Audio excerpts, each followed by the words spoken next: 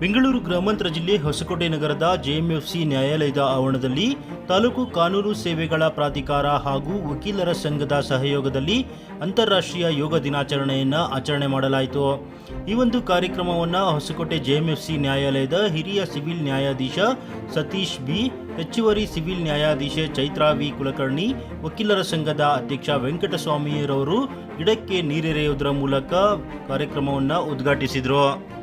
ಯೋಗ ಬಂಧು ಭಾಸ್ಕರ್ ಅವರ ನೇತೃತ್ವದಲ್ಲಿ ಯೋಗ ಕಾರ್ಯಕ್ರಮವನ್ನು ನಡೆಸಿಕೊಡಲಾಯಿತು. ಈ ಒಂದು ಸಂದರ್ಭದಲ್ಲಿ ವಕೀಲರ ಸಂಘದ ಅಧ್ಯಕ್ಷ ವೆಂಕಟಸ್ವಾಮಿ, ಉಪಾಧ್ಯಕ್ಷ ನಾಗರಾಜ್, ಪ್ರಧಾನ ಕಾರ್ಯದರ್ಶಿ ನವೀನ್ ಕುಮಾರ್, ಖಜಾಂಚಿ ರವಿಕುಮಾರ್ ಸೇರಿದಂತೆ ವಕೀಲರ ಸಂಘದ ಪದಾಧಿಕಾರಿಗಳು ಹಾಜರಿದ್ದು ಯೋಗ ಕಾರ್ಯಕ್ರಮದಲ್ಲಿ ಭಾಗಿಯಾದರು.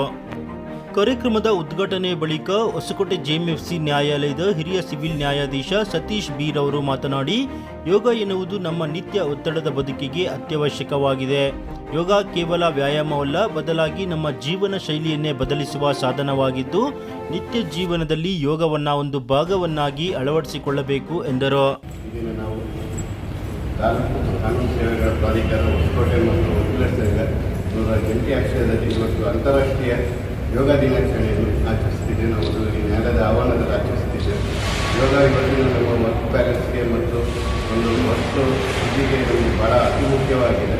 ಯೋಗ ಒಂದು ಕೇವಲ ವ್ಯಾಯಾಮ ಅಷ್ಟೇ ಅಲ್ಲ, ಅದೊಂದು ನಮ್ಮ ಜೀವನದ ಒಂದು ಶೈಲಿಯನ್ನು ಬದಲಾಯಿಸುವಂಥ ಒಂದು ಸಾಧನ ಆಗಿದೆ.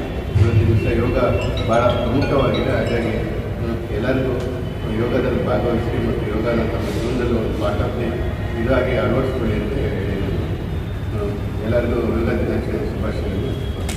ಬಳಿಕ ಹೊಸಕೋಟೆ ಜೆಎಂಎಫ್ಸಿ ನ್ಯಾಯಾಲಯದ ಹೆಚ್ಚುವರಿ ಸಿವಿಲ್ ನ್ಯಾಯಾಧೀಶೆ ಚೈತ್ರಾ ವಿ ಕುಲಕರ್ಣಿ ಮಾತನಾಡಿ, ಯೋಗವನ್ನು ಕೇವಲ ಯೋಗ ದಿನಕ್ಕೆ ಸೀಮಿತ ಮಾಡದೆ ಪ್ರತಿದಿನ ಯೋಗಾಸನವನ್ನು ರೂಢಿಸಿಕೊಂಡರೆ ದೈಹಿಕ ಸಮತೋಲನವನ್ನು ಕಾಪಾಡಿಕೊಳ್ಳಲು ಸಾಧ್ಯವಾಗುತ್ತದೆ.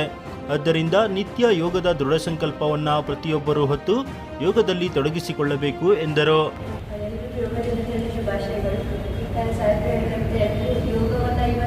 ಮಾತ್ರ ಅಲ್ಲದೆ ಪ್ರತಿದಿನ ನಮ್ಮ ಜೀವನದಲ್ಲಿ ಅಳವಡಿಸಿಕೊಂಡ್ರೆ ಮಾನಸಿಕವಾಗಿಯೂ ಆಯಿತು, ದೈಹಿಕವಾಗಿಯೂ ಆಯಿತು, ಸ್ವಾಸ್ಥ್ಯಪೂರ್ಣವಾಗಿ ಸಾಧ್ಯ ಇದೆ.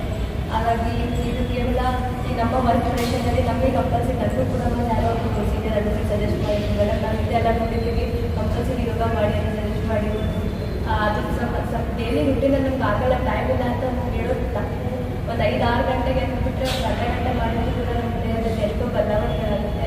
ಮತ್ತು ನಮ್ಮ ಲಾಂಗ್ ಟರ್ಮ್ ನಮ್ಮದು ದೈಹಿಕವಾಗಿ ಮತ್ತು ಮಾನಸಿಕವಾಗಿ ಆರೋಗ್ಯವನ್ನು ಕೂಡ ಕಾಪಾಡ್ಕೋಬೋದು. ಹಾಗಾಗಿ ಇವತ್ತು ನಾವೆಲ್ಲರೂ ಪ್ರತಿದಿನವೂ ಯೋಗ ಮಾಡಬೇಕು ಅಂತ ಸಂಕಲ್ಪ ಮಾಡಿ ಪ್ರಾರಂಭಿಸೋಣ.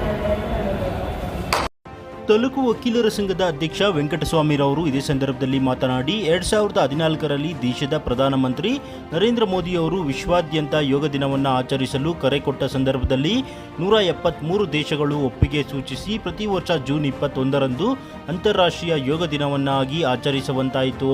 ಯೋಗ ಮನಸ್ಸಿನ ಸ್ಥಿಮಿತತೆಯನ್ನು ಕಾಪಾಡಿಕೊಳ್ಳಲು ಪರಿಣಾಮಕಾರಿಯಾಗಿ ಕೆಲಸ ಮಾಡಲಿದ್ದು, ನಿತ್ಯ ಬದುಕಿನಲ್ಲಿ ಅರ್ಧ ಗಂಟೆ ಯೋಗಕ್ಕೆ ಸಮಯವನ್ನು ಮೀಸಲಿಡಿ ಎಂದು ತಿಳಿಸಿದರು. ಯೋಗ ದಿನಾಚರಣೆ ಶುಭಾಶಯಗಳು. ಇವತ್ತು 10ನೇ ಇಂಟರ್ನ್ಯಾಷನಲ್ ಯೋಗ ದಿನಾಚರಣೆ. ಈ ಯೋಗ ದಿನಾಚರಣೆ ಮೋಟಿವ್ ಮಾಡಿದ್ದು ನಮ್ಮ ಹೆಮ್ಮೆಯ ಪ್ರಧಾನಿಗಳಾದಂಥ ನರೇಂದ್ರ ಮೋದಿಯವರು 2014ರಲ್ಲಿ ಯುಎನ್ನಲ್ಲಿ ಪ್ರಪೋಸಲ್ ಮಾಡಿದಾಗ 173 ಕಂಟ್ರೀಸ್ ಸಪೋರ್ಟ್ ಮಾಡಿ ಅದನ್ನು ಇನಾನಮಸ್ ಆಗಿ ಮಾಡಿರೋದ್ರಿಂದ ಇವತ್ತು ನಾವು 10ನೇ ಯೋಗ ದಿನಾಚರಣೆ ಯೋಚನೆ ಮಾಡ್ತಾ ಇದ್ದೀವಿ. ಯೋಗ ದಿನಾಚರಣೆ ಬರೀ ನಮ್ಮ ಮೆಂಟಲ್ ಇರ್ತಾರೆ. ಈ ಸರಿ theme of the 24 yoga day yoga for personal and community. ಅಂದರೆ ಬರೀ ನಮ್ಮ ಒಬ್ಬರಿಗೆ ಮಾಡ್ಕೊಳ್ಳೋದೆಲ್ಲ ಎಂಟೈರ್ ಕಮ್ಯುನಿಟಿಗೆ ಆಗಬೇಕು ಅಂತೇಳಿ ಇದು ಮಾಡಿದ್ರೆ ಬರೀ ನಮ್ಮ ಯೋಗ ದಿನಾಚರಣೆ ಬರೀ ನಮ್ಮ ಇದು ಆರೋಗ್ಯ ದೃಷ್ಟಿಯಲ್ಲ, ನಮ್ಮ ಸಮಾಜದ ಕಾಳಜಿನ ವಹಿಸಿ ಮಾಡಬೇಕು ಅಂತ ಇದು ಈಗ ಎಷ್ಟಾಗಿದೆ ಅಂದರೆ ನಮ್ಮ ಯೋಗ ನಮ್ಮ ಭಾರತ ದೇಶದಲ್ಲಿ ಹುಟ್ಟಿರೋದು ಈಗ ಪ್ರಪಂಚದಲ್ಲಿ ನಮಗಿಂತನೂ ಬೇರೆ ದೇಶಗಳಲ್ಲಿ ಸಕ್ರಿಯವಾಗಿದೆ, ಪಾಪ್ಯುಲರ್ ಆಗ್ತಾ ಇದೆ. ಆದ್ದರಿಂದ ನಾವು ಈ ಯೋಗ ಡೈಲಿ ಇವತ್ತೊಂದು ದಿನ ಯೋಗ ಒಂದು ದಿವಸ ಮಾಡಿದ್ರೆ ಸಾಲದು, ನಾವು ದಿನನಿತ್ಯದಲ್ಲಿ ಅದನ್ನು ಅಳವಡಿಸ್ಕೊಂಡ್ರೆ ನಮ್ಮ ಆರೋಗ್ಯಕ್ಕೂ ಒಳ್ಳೆಯದು ಮತ್ತು ನಮ್ಮ ಮನಸ್ಸಿಗೂ ನೆಮ್ಮದಿ ಆಗುತ್ತೆ ಹೇಳ್ತಾ ಮತ್ತೊಮ್ಮೆ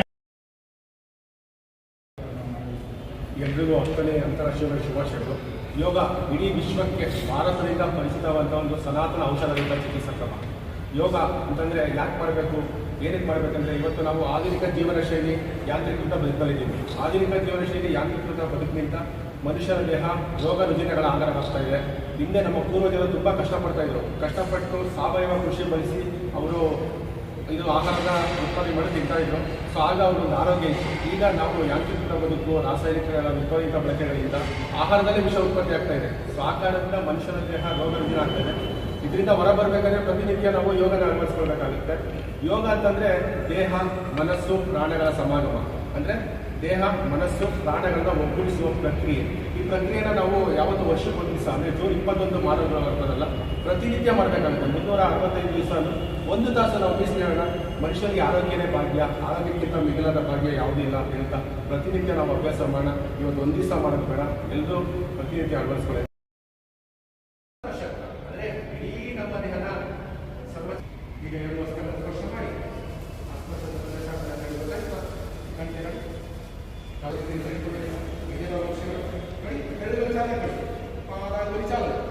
ಯೋಗಾಭ್ಯಾಸ ಮಾಡೋದನ್ನ ಇಡೀ ನಮ್ಮ ದೇಹ ಆಧಾರಿಸ್ತಾ ಇದ್ದೀವಿ, ಸಿದ್ಧವಹಿಸ್ಕೊಳ್ತಾ ಇದ್ದೀವಿ.